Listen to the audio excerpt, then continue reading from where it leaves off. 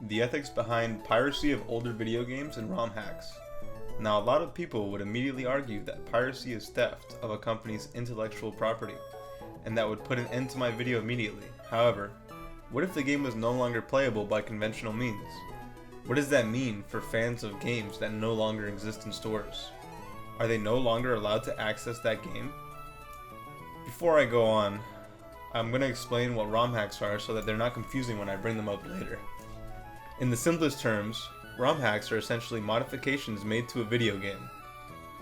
And as you can see here, there are a multitude of Pokemon ROM hacks with a big community of players and creators alike, all sharing their opinion on current ROM hacks and in the process of creating ROM hacks. They have a lot of links on the community. They have a Discord where they all communicate with each other, and they even have a link to a website where you can search ROM hacks. And on this Reddit, a lot of them like to share their personal ROM hacks, and as you can see here, they have over 240k members. This is just one community of many where they're all sharing ROM hacks with each other and all providing for each other and the fans. Just for an example, this is one of the many ROM hacks that are posted just on this site. This fan-made ROM hack, Pokemon Obsidian, has already new content, new intro screen, final logo, new Pokedex, and a new town with the new gym that would have never been added without, the original game being made. So I think the piracy really takes hand in hand from the original game and even adds more. This is also one of the sites provided from the Pokemon Reddit, with a bunch of fan-made games, all adding their new content and different maps. And a lot of these ROMs actually provide new controller support to allow different people to play with different controllers that they couldn't originally play on. Also with console support, you can't play it on those 20-year-old consoles anymore, so you're actually able to play it on your computer. Very easy, very accessible for everybody. However, on the other side of public support is public unapproval from the company Nintendo, constantly handing out cease and desist and DMC strikes and everything like that, to try to get these people to stop making ROM hacks. So even though there's a big community on it, there's a big pullback from the original creators of these games. So, if Nintendo catches you, you're screwed. You're gonna get a letter in the mail. So now that you have a decent background of what ROM hacks are and how they work and where they come from, let's move back onto the ethical example.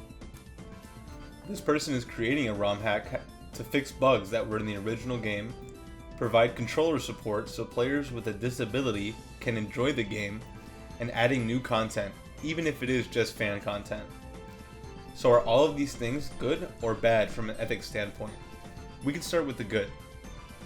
ROM hack is a good product of piracy for several reasons.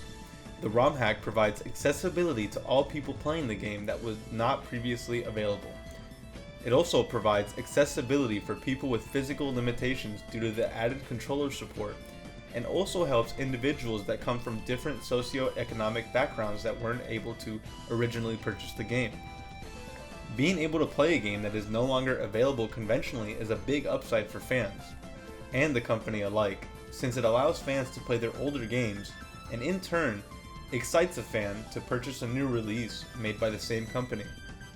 For example, if an official remake were to be made of an older game, then it would be more likely to get purchased after fans had played a free ROM hack.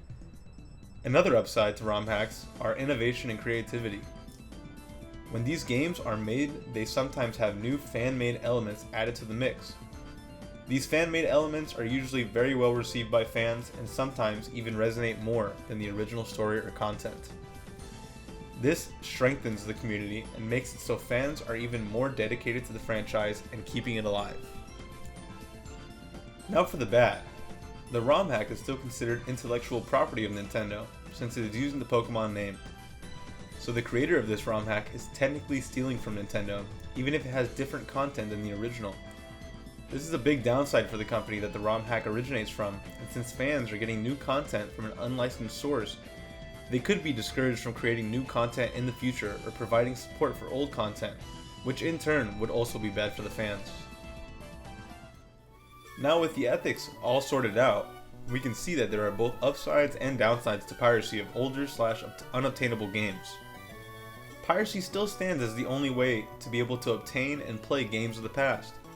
Also, with ROM hacks being available, they do create an accessible way for these games to be enjoyed once again. On top of that, they make these games accessible to people with a disability. ROM hacks and piracy create a final lifeline for these communities to stay alive without support from the company they came from. With this final lifeline, it pushes the community to support current day projects from the same company and help that same community enjoy new projects. On the flip side of that, piracy is still using their intellectual property, in a way committing theft to that beloved company that initially worked so hard to create a game, potentially causing the motivation for companies and updates or new games to diminish and ultimately harming the community that loves these games so much. The ethics of piracy and ROM hacks have so many sides to them it becomes somewhat of a gray area, and with its many benefits comes a lot of potential harm. So finding a balance is very important when it comes to piracy. I would definitely love to hear from you guys if you guys have any comments or personal takes on the subject, so definitely leave a comment with your take on it. I'm looking forward to hearing from you guys.